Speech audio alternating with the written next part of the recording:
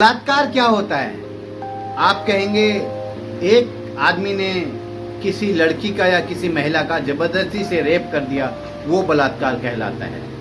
लेकिन यहाँ पर एक ऐसी शर्मसार कर देने वाली घटना जहाँ पर महज 13 वर्षीय नाबालिग बच्ची के साथ 32 लोगों ने दुष्कर्म किया, सामूहिक दुष्कर्म। जी हाँ, राजस्थान के श्री गंगानगर में ये घटनाक्रम घटा गया और वो घटनाक्रम इतना घिनौना था, इतना भद्दा था कि इसने पूरे हिंदुस्तान को शर्मसार कर दिया, पूरे मानवता को शर्मसार कर दिया।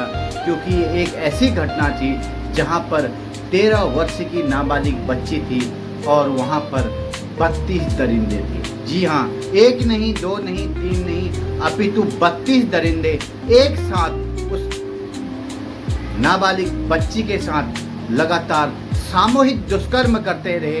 एक दिन नहीं, 2 दिन नहीं, बल्कि 5-5 दिन तक। जी हाँ, ये हिंदुस्तान की घटना है, ये इस सदी की घटना है जहाँ पर हम विश्वगुरु बनने की राह में चल पड़े हैं। लेकिन ये घटना इतनी निंदनीय है, मानवता की जो जीव है उसके नाम को कलंकित कराए 32 दरिंदों ने। राजस्थान के श्री गंगानगर में ये घटना घटी और ये घटना कोई सुनसान जंगल में नहीं, कोई सुनसान इलाके में नहीं घटी गई। ये पौष इलाके में, भीड़ भाड़ वाले इलाके में, एक होटल में, जी हाँ, होटल के कमरों में ये चीख चिंगारियाँ मची गई, जहाँ पर उस 13 वर्षीय नाबालिग को नोचा गया, उसके शरीर के अंगों को बारी बारी से यहाँ पर कुचला गया और वो रहम की भीख मांगती रही, वो तड़पती रही, वो रोती रही, वो भगवान को पुकारती रही, अपनी माँ को पुकारती रही, पिता को पुकारती रही, भाई को पुकारती रही और बड़े अधिकारियों को पुकारती रही। लेकिन ये 4 दीवारी की जो आड़ है उसके बाहर उसकी आवाज़ न जा सकी और तब हौसला और ज़्यादा मजबूत हुआ इन 32 दरिंदों का। क्या ये हम किस सदी में जी रहे हैं? ये 32 दरिंदों ने बिल्कुल भी ये नहीं सोचा कि कल उजाला होगा, सूरज निकलेगा और हमारा कुकर्म छटेगा। गनीमत ये मानिए भगवान वहाँ पर है जब वो 32 दरिंदों ने उसको बार बार नोचा, बार बार उसके जिस्म से खेला और उसके उपरांत भी वो बच्ची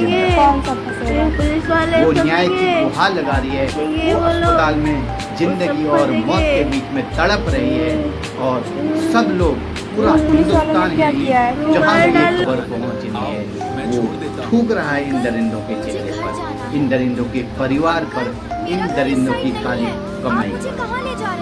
ये घटनाक्रम कैसे हुआ मैं बताऊंगा आपको, आप नहीं मत जाइएगा, क्योंकि ये वीडियो एक मानवता की जो काली करतूत है उसको उठाने के लिए हमने बनाया है। मैं हूं जगदीश पांडे और बताऊंगा कि राजस्थान गंगानगर में उस दिन क्या हुआ। जहाँ 13 वर्षीय जो बालिका है, नाबालिग बच्ची है, वो घर से स्कूल के लिए निकली थी और एक ऑटो पर बैठी थी। लेकिन ऑटो पर उस समय एक इंसान नहीं बैठा था।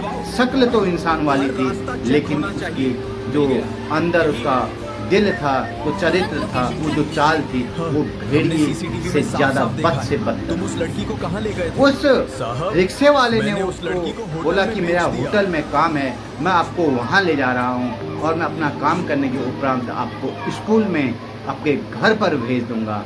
लेकिन वो नाबालिग बच्ची नादान थी, असहाय थी, इतनी समझ नहीं थी कि इंसान के पीछे इतना भी दरिंदा छुपा होता है। उसने विश्वास कर लिया और वो उस ऑटो वाले के साथ उस होटल पर चले गए। चंद पैसों के लिए उस होटल वाले ने अपना ईमान बेचा, अपने बच्चों की खातिर जो उसने काली कमाई करी। यकीन मानिए आने वाली 7 पुश्तें उसकी इस काली कमाई को भोगेंगी और उस लड़की को, उस मासूम सी बच्ची को उसने बेच दिया। बेचा भी किसको?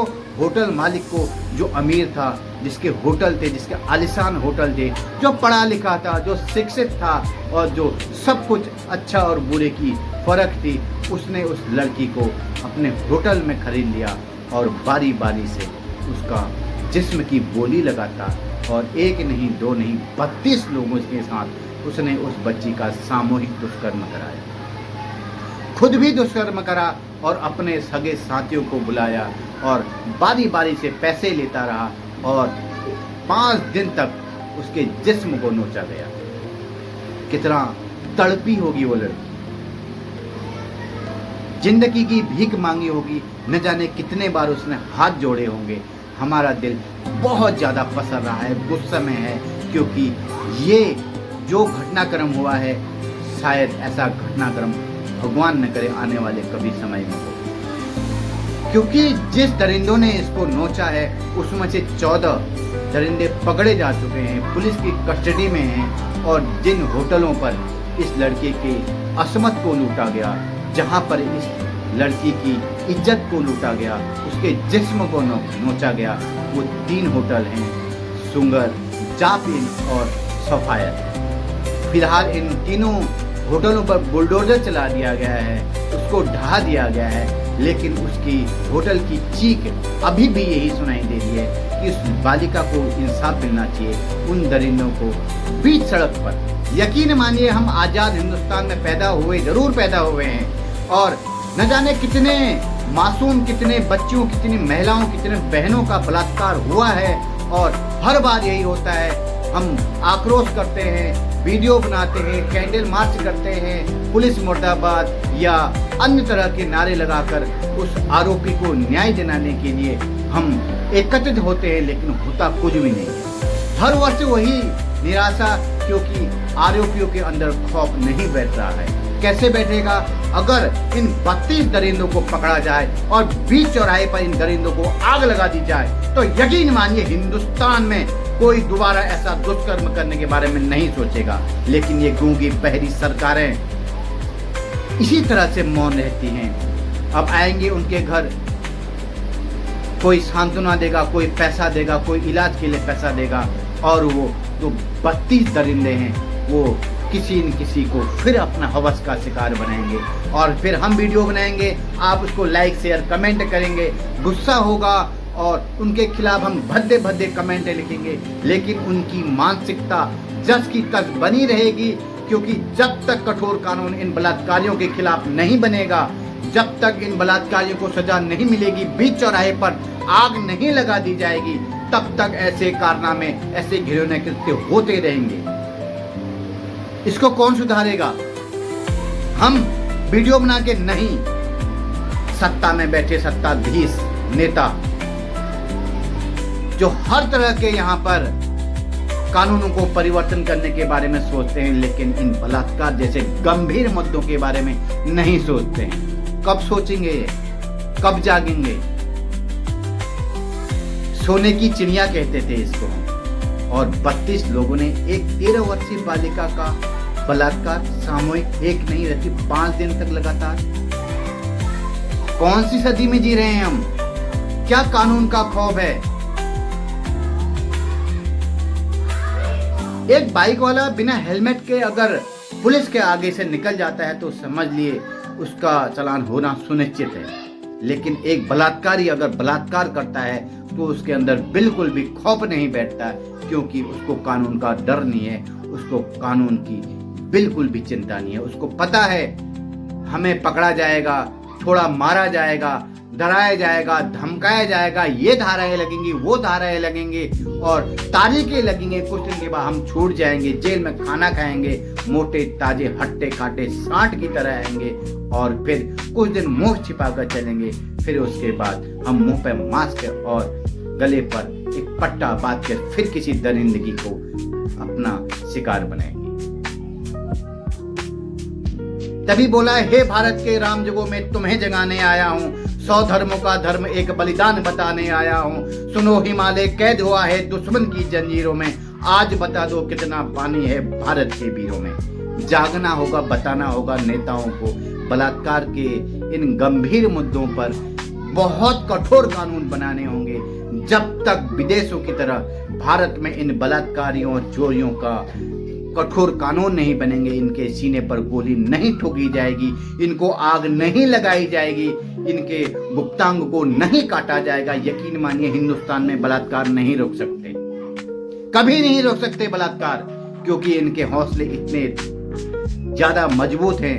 कोई किसी का आदमी है तो कोई किसी का आदमी, कहीं से कहीं फोन लगा दिया जाएगा, कहीं से कहीं फोन लगा दिया जाएगा। जागने का वक्त आ गया है माननीय नरेंद्र मोदी जी।